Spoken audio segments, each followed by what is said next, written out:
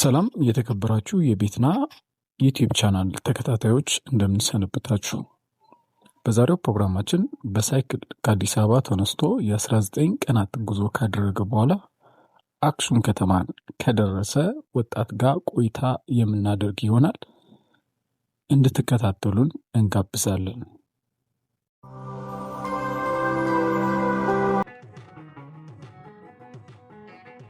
ሰላም እንዴት ናችሁ? ሀብታሙ እባላለሁኝ። ተወልጄ ያደግኩት በአማራ ክልል ደቡብ ጎንደር ዞን ነፋስ መውጫ ከተማ ነው። ነፋስ መውጫ ከተማ 1 እስከ 8ኛ ደረጃ ትምህርት ቤት ተምሬያለሁኝ። ዛንጤ 1ኛ ደረጃ ትምህርት ቤት ተምሬያለሁ። 9ና 10 ደግሞ ነፋስ መውጫ አጠቃላይ 2ኛ ደረጃ ትምህርት ቤት ተምሬ ተናቅጫለሁ ማለት ነው። ወደ ደብረ ታቦር በማቅናትም በመምህርነት በሂሳብ ተመርቄያለሁ በዲፕሎማ። ለ1 ዓመት ያክልም በመቄት ወረዳ ሰርቻለሁ ማለት ነው። በሰሜን ወሎ ዞን መቄት ወረዳ ሰርቻለሁ ማለት ነው። ከዛ በመቀጠል ወደ ድሬዳዋ በማቅናት ድሬዳዋ የባጃጅ ስራን ተሰማርቼ ለተወሰነ ዓመታት ሰርቻለሁ። ከዛ በመቀጠል ወደ አዲስ አበባ በማቅናት አዲስ አበባ የተለያዩ ቦታዎች ላይ ሰርቻለሁ ማለት ነው። ለምሳሌ ያክል በሆቴሎች ዙሪያ አዲስ አበባ ላይ ሰርቻለሁ። የኤሌክትሪክም ባለሙያ ነበርኩኝ። ከዛ በመቀጠል የሁለት እግር ጉዞ በሚል ርዕስ ከአዲስ አበባ ተነስቼ ወደ በ1500 ኪሎ ሜትሮችን አካልዬ ባህር ዳር ላይ ለመጨረስ ጉዞዬን ጀምሬያለሁ ማለት ነው። ከጉዞዬ መዳረሻ በመካከል ደግሞ አክሱም ጥንታዊቷና ውብ ከተማ የሆነችው አክሱም ተገኝቻለሁ ማለት ነው። ባጭሩ ይህን ይመስላል ማለት ነው።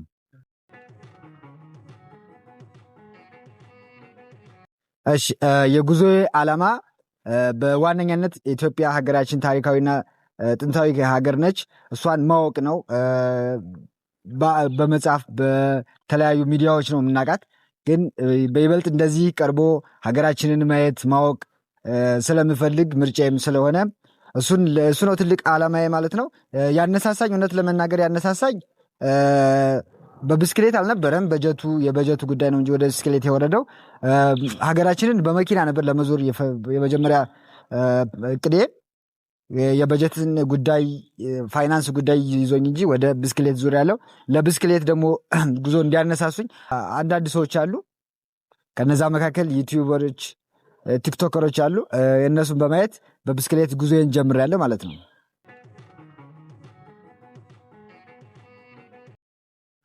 የጉዞ አጠቃላይ ሁኔታ እስካሁን ወደ 1000 በላይ ኪሎ ሜትሮችን መጥቻለሁ ማለት ነው።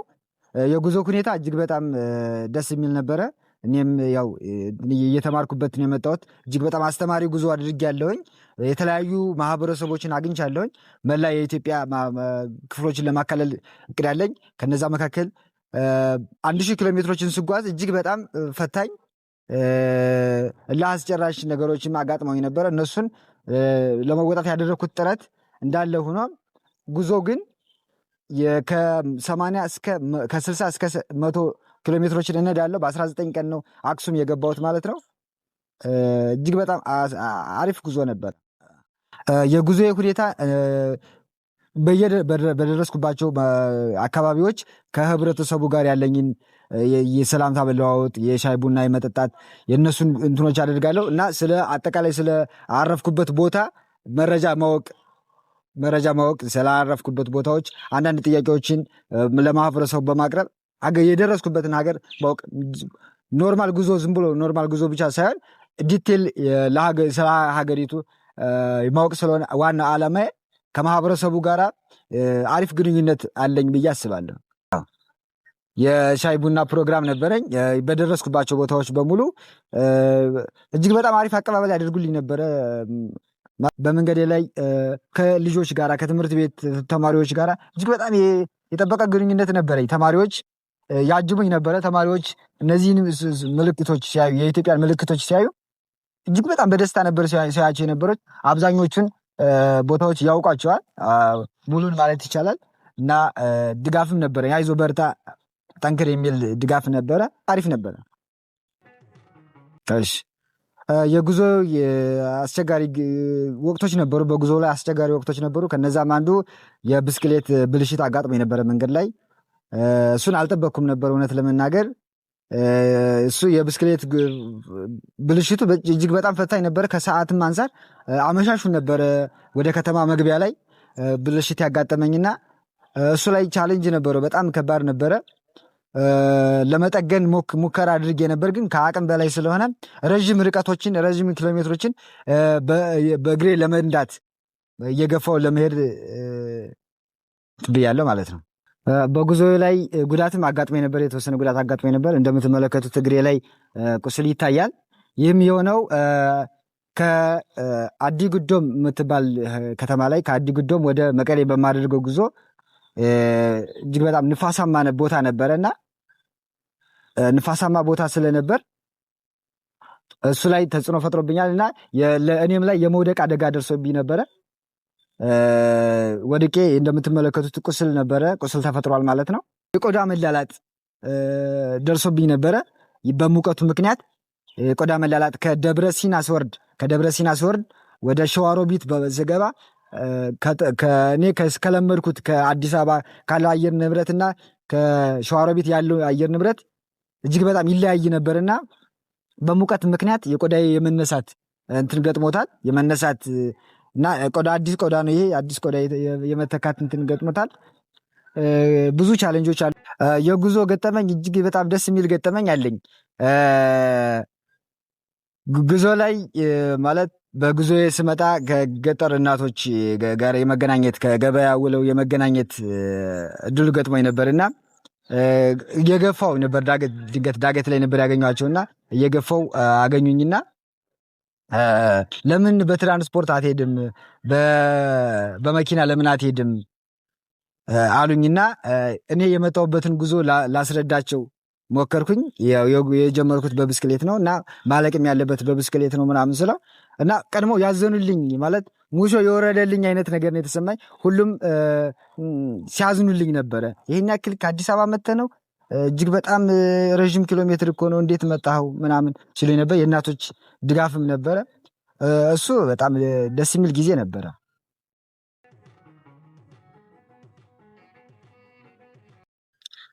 አክሱም ለመጀመሪያ ጊዜ ነው ወደ አክሱም ከተማ የመጣሁት ማለት ነው። ጥንታዊቷና ውብ የሆነችው አክሱም ከተማ ከክብረ በዓሉም ጋር ተያይዞ ነበር የገባሁትና ከሰዓት በኋላ 9 ሰዓት አካባቢ ነበር የገባሁት።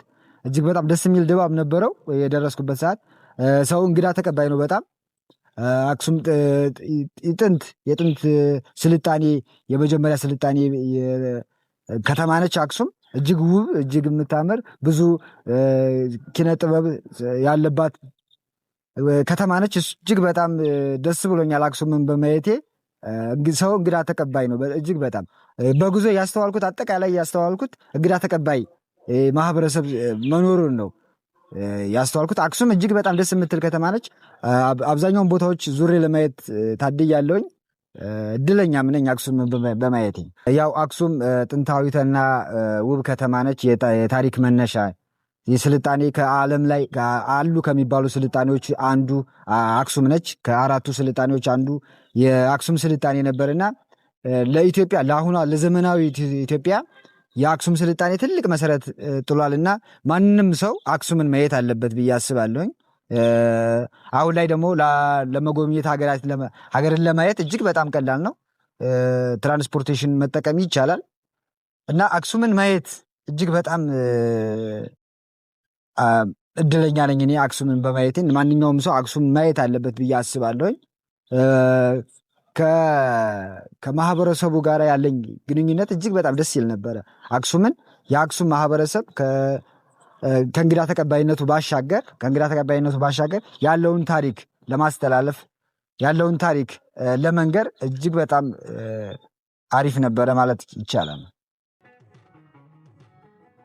እሺ ቀጣይ ጊዜ በኪሎ ሜትሮች 1500 ኪሎ ሜትሮችን የማካልለው እና ቀጣይ ወደ ጎንደር ባህር ዳር ነው መጨረሻ የሚሆነው። ከአዲስ አበባ ተነስቼ በደሴ አድርጌ ነው ሳቆራረጥ የነበረው። አዲስ አበባ በመነሳት ደሴ፣ መቀሌ፣ አክሱም፣ ሽረ፣ ደባርቅ፣ ጎንደር፣ ባህር ዳር ነው መዳረሻ። በእነዚህ ከተሞች ሁሉ አቆራርጣለሁ ማለት ነው።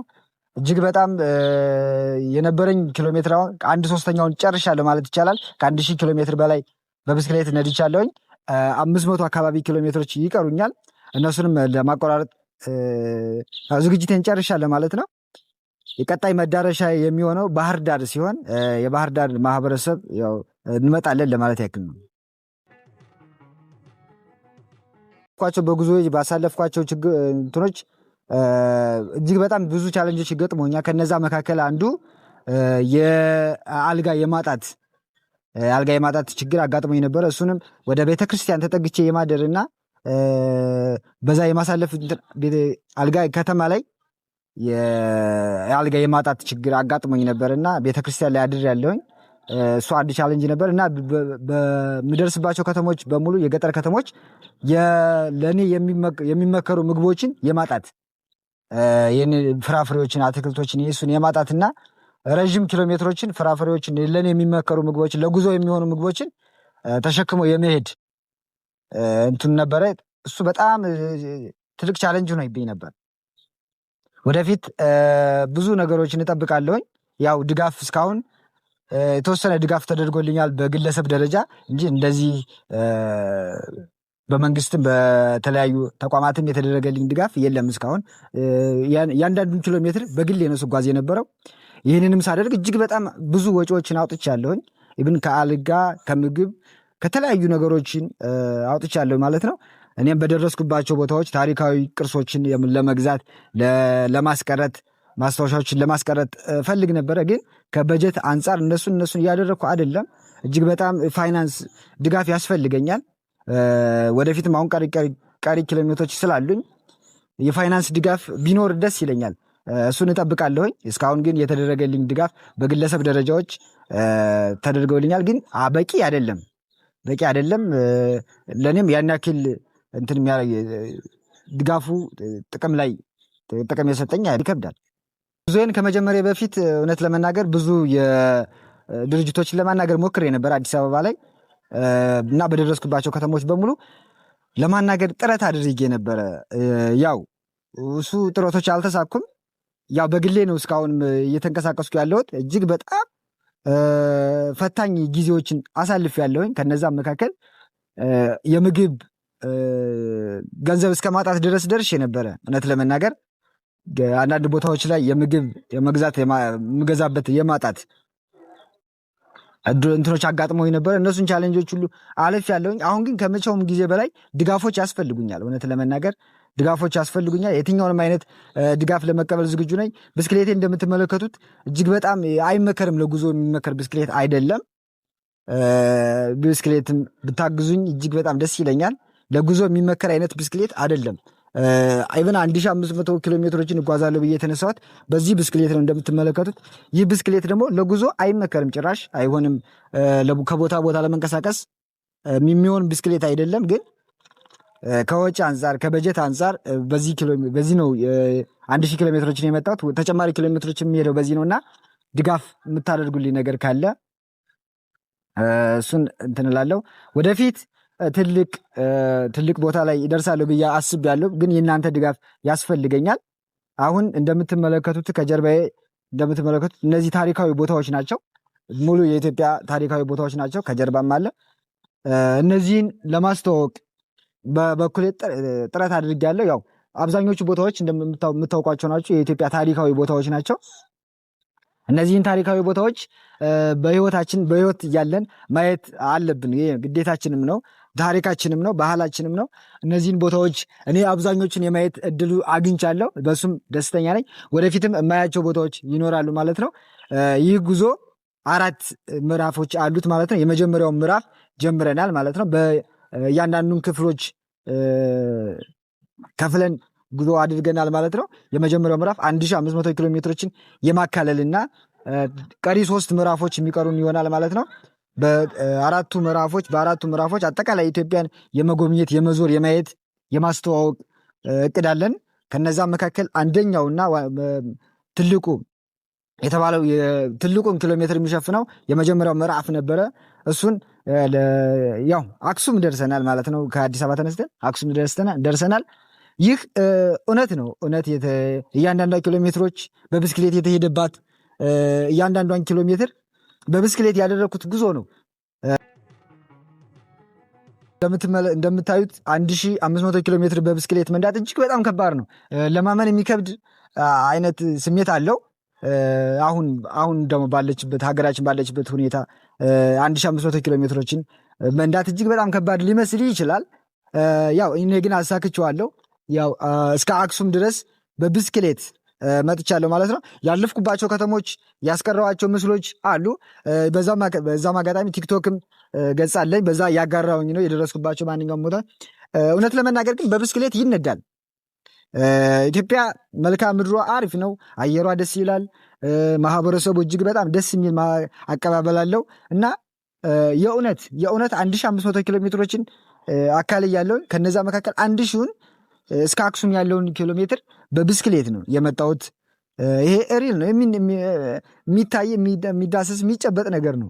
ማስረጃዎችም ማቅረብ ይቻላል። የፎቶዎች የቪዲዮዎች ማስረጃዎች አሉ። በየደረስኩበት ደግሞ ከተሞች ድጋፍም ሲያደርጉልኝ ነበረ። በርታ ጎበዝ፣ ጠንክር እያሉኝ ነበር እና የእውነትም አሳክቼዋለሁ ማለት ነው። ትግራይ ክልል እንግዳ በአጠቃላይ እንደ ክልል ትግራይ ክልል እጅግ በጣም ሰላማዊ ቦታ ሆኖ አግኝቼዋለሁኝ። እንግዳ ተቀባይ ነው ሰው።